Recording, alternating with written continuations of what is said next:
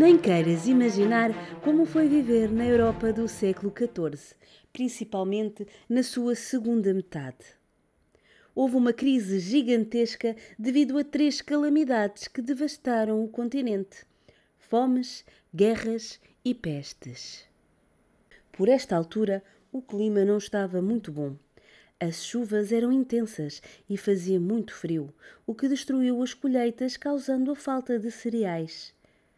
As técnicas agrícolas também não estavam muito desenvolvidas e os terrenos que precisam de épocas de repouso para serem férteis estavam a ser usados constantemente, o que causou o seu esgotamento e uma baixa de fertilidade. Logo, a produção de alimentos como o trigo, a cevada ou a aveia diminuiu drasticamente. Com menos alimentos a serem produzidos, estes tornam-se mais caros. E com a subida de preços, o povo não os consegue comprar e muitos morriam à fome. Haviam também guerras na Europa, principalmente a Guerra dos 100 Anos entre França e Inglaterra, que começou em 1337 e só terminou em 1453.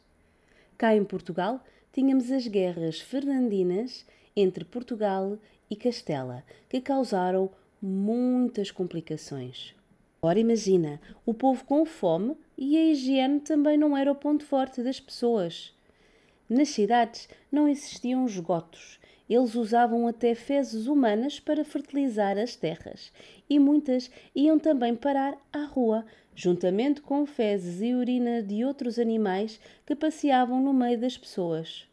Ratazanas, piolhos, carraças e pulgas por todo o lado, ou seja, o ambiente ideal para a propagação de doenças e epidemias.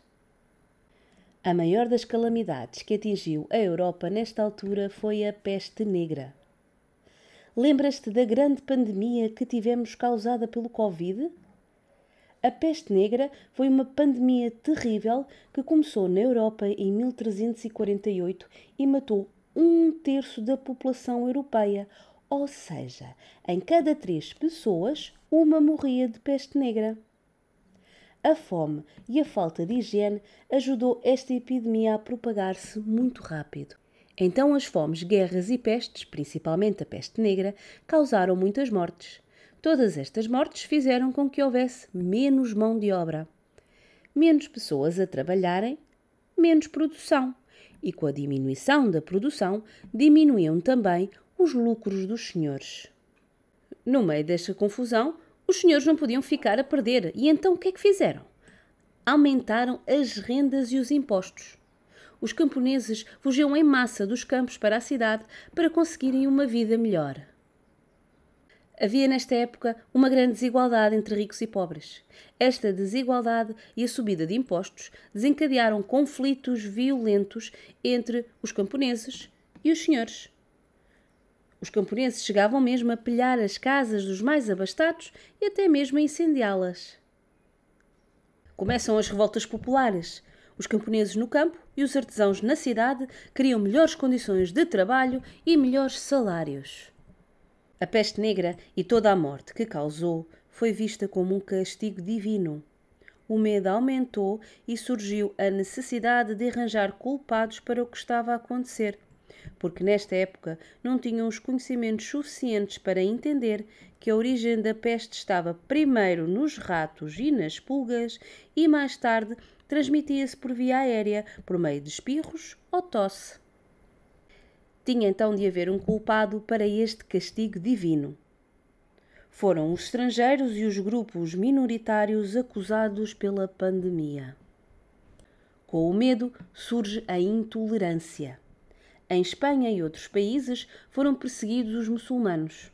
Em Portugal foram os judeus os culpados. Eram acusados de envenenar os poços e cisternas e pagaram caro por isso. Muitos judeus morreram nesta época. As judiarias, que eram os bairros onde os judeus eram obrigados por lei a viver, eram invadidas por toda a Europa e os seus habitantes capturados para depois serem mortos. Como vês, este foi um período muito difícil na história da Europa. Espero que tenhas achado interessante e, sobretudo, não te esqueças. Diverte-te a aprender. subscreva, dê um gosto e partilhe. Assim está a ajudar o canal a crescer. Muito obrigada por assistir.